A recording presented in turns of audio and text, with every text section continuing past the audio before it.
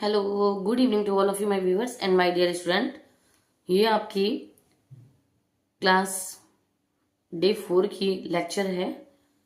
तो pen copy को खोल लें, बुक्स को ओपन कर लें और आइए हमारे साथ में अध्ययन करें जहाँ तक आपने पिछली कक्षा में पढ़ा था।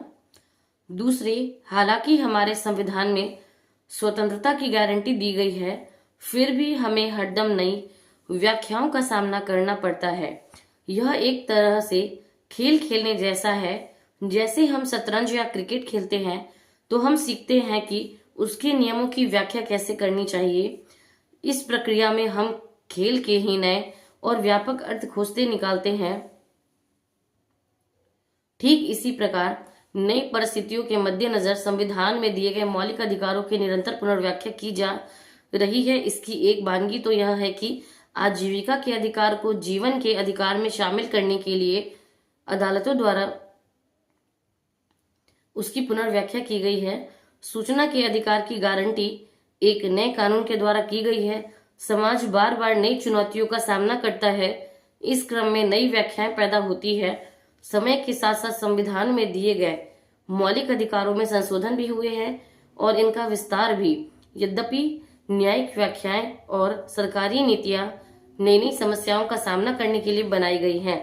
तीसरे, जैसे जैसे हमारी दुनिया बदल रही है, हम आजादी और आजादी पर संभावित खतरों के नए नए आयामों की खोज कर रहे हैं। उदाहरण के लिए, वैश्विक संचार तकनीकी दुनिया भर में आदिवासी संस्कृति या जंगल की सुरक्षा के लिए सक्रिय कार्यकर्ताओं का एक दूसरे से तालमेल करना आसान बना रही है, पर इसने आतंकवादियों और अपराधियों को भी अपना नेटवर्क कायम करने की क्षमता दी है। इसके अलावा भविष्य में इंटरनेट द्वारा व्यापार में बढ़ोतरी तय है। इसका अर्थ है कि वस्तुओं अथवा सेवाओं की खरीद के लिए हम अपने बारे में जो सूचना ऑनलाइन दे उसकी सुरक्षा हो।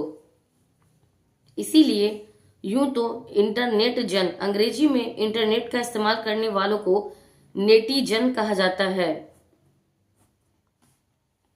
सरकारी नियंत्रण नहीं चाहते, लेकिन वे भी व्यक्तिगत सुरक्षा और गोपनीयता बनाए रखने के लिए किसी न किसी प्रकार का नियमन जरूरी मानते हैं। परिणाम स्वरूप ये प्रश्न उठाए जाते हैं कि इंटरनेट इस्तेमाल करने वाले लोगों को कितनी स्वतंत्रता दी जानी चाहिए। क्या आप किसी अजनबी को अवांछनीय ईमेल भेज सकते हैं? क्या आप चैट रूम में अपने उत्पाद का विज्ञापन कर सकते हैं? क्या सरकार आतंकवादियों का सुराग लगाने के लिए किसी के व्यक्तिगत ईमेल में ताक झांक कर सकती है? कितना नियमन न्यायोचित है और किसको नियमन करना चाहिए, सरकार को या कुछ स्वतंत्र नियामकों को?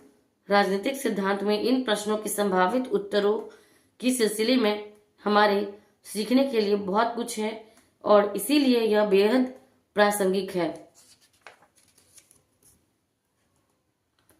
तो मिलती हूँ अब आपसे अपने नेक्स्ट लेक्चर में। तब तक के लिए बाय बाय, टेक केयर।